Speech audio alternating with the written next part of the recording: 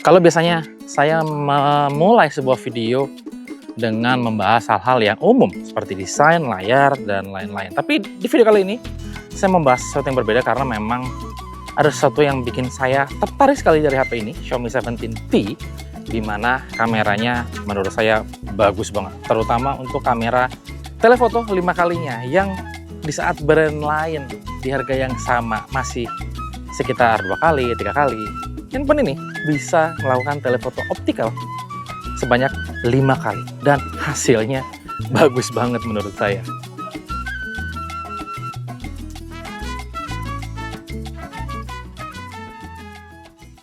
Untuk kualitas foto dari lensa tele 5 kalinya saya suka banget loh. Foto topeng kayu, ukiran dan catnya itu kelihatan bersih dan tajam dari jauh.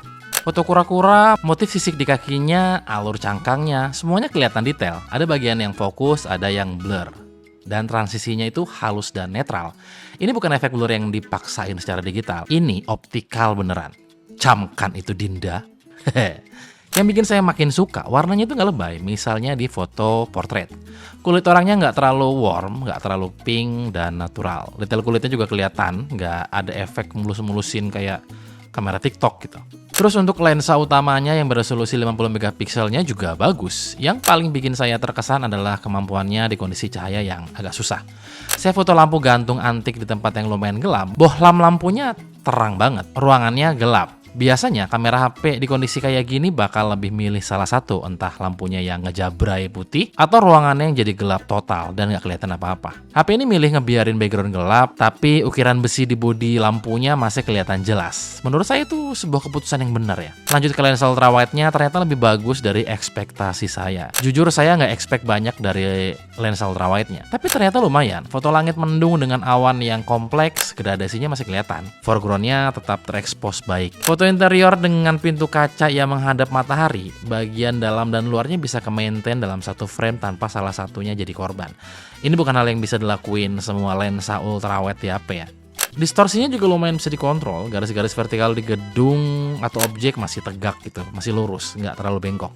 Karakter warna Leica-nya juga konsisten di sini, dan ini yang nggak saya sangka-sangka. Kirain lensa ultrawide-nya akan dapat treatment yang berbeda gitu, mengingat resolusinya yang paling kecil.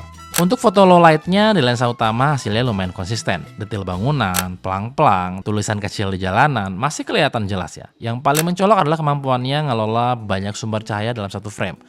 Lampu jalan berwarna kuning, lampu LED putih, neon sign yang berwarna, tanpa warnanya saling kecampur atau kelihatan bingung. Tiap sumber cahaya dirender dengan warnanya sendiri. Low light di ultrawide juga masih bisa dipakai. Detail gedung masih jelas kelihatan, lampu-lampu itu nggak bleber gitu. Noise-nya juga kelihatan sih, tapi nggak sampai ganggu keseluruhan foto. Foto low light di kamera telenya ini yang paling keteteran ya. Lensa zoom memang secara fisik susah nangkep cahaya. Dan itu kerasa. Area gelap kehilangan detail, noise lebih berhamburan. Masih bisa dipakai untuk kebutuhan casual, tapi ini emang nggak lebih baik daripada lensa utamanya. Yang bikin kaget justru detailnya masih ada. Artinya stabilizernya bekerja dengan baik, bahkan di kondisi shutter yang sangat lambat. Terakhir untuk foto selfie, cukup bagus sebenarnya. 2 foto selfie di kondisi dalam ruangan nunjukin exposure muka yang oke. Nggak terlalu terang, skin tone-nya natural, nggak ada tone warna yang cool yang dipaksain. Foto selfie outdoor dengan cahaya dari belakang juga lumayan. Muka tetap kelihatan, nggak gelap, walaupun background lebih terang ya. Dan yang paling saya suka, nggak ada efek beautification yang lebay.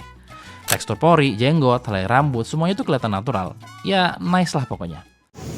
Kamera depan dari Xiaomi 17T ini bisa merekam video hingga resolusi 4K di 30 fps. Menurut saya ini bagus, maksudnya secara kualitas ya, walaupun secara opsi ya mentoknya cuma ada 30 fps saja.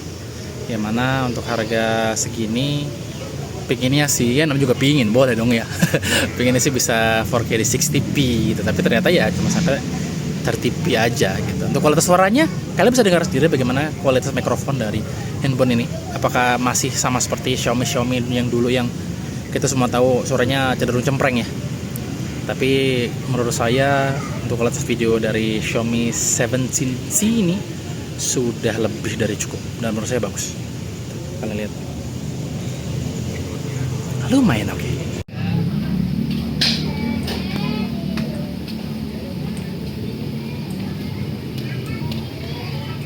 Sini pemandangan yang harus diabadikan.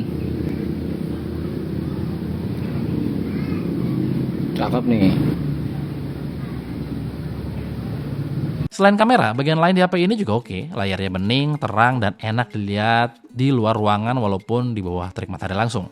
Ukurannya 6,59 inch, nggak gede, nggak terlalu kecil juga. Enak banget dipakai satu tangan. Performanya ngebut, dia pakai SoC Dimensity 8500 Ultra. Buka tutup aplikasi cepat, main game berat juga lancar. Tapi saya punya catatan ya, kalau bisa jangan main game sambil ngecas. Karena HP ini nggak punya bypass charging. Jadi kalau dipakai main game sambil ngecas, HP-nya bakal lebih cepat panas. Dan umur baterai bisa dipastikan juga akan lebih pendek. Baterainya 6500 mAh buat pemakaian normal seharian penuh masih aman. Dalam pengetesan bisa dapat angka 16 jam untuk pemakaian non-stop ya. Ngecasnya butuh lebih dari 1 jam untuk bisa penuh. Dan nggak ada wireless charging. Jujur untuk baterai segede gini, kecepatan chargingnya biasa aja menurut saya. Terus dia masih pakai USB 2.0, dimana menurut saya ini agak disayangkan karena percaya deh, transfer data pakai kabel USB dari handphone ke komputer pakai USB ini itu tuh lambat banget gitu. Jadi menurut saya kayaknya lebih cepat pakai, kalau Xiaomi itu punya apa ya, aplikasi di PC, Inter apa gitu. Itu lebih cepat pakai secara wireless daripada pakai kabel. Jadi intinya trade off-nya salah satunya adalah USB yang masih 2.0. Untungnya ada sertifikasi IP68 tahan air sampai kedalaman 3 meter selama 30 menit. Dan untuk software update dijanjiin 4 tahun dengan jaminan update security sampai 6 tahun. Ingat, jaminan update itu penting dan nggak semua brand bisa ngelakuinnya. Jadi menurut saya HP ini tuh bagus banget buat kalian yang emang lagi cari handphone buat jadi senjata utama, terutama buat kalian yang suka banget point and shoot, jepret tanpa perlu skill yang mumpuni dan nggak perlu ngedit lagi. Menurut saya ini oke, karena fotonya langsung bagus tanpa harus diedit.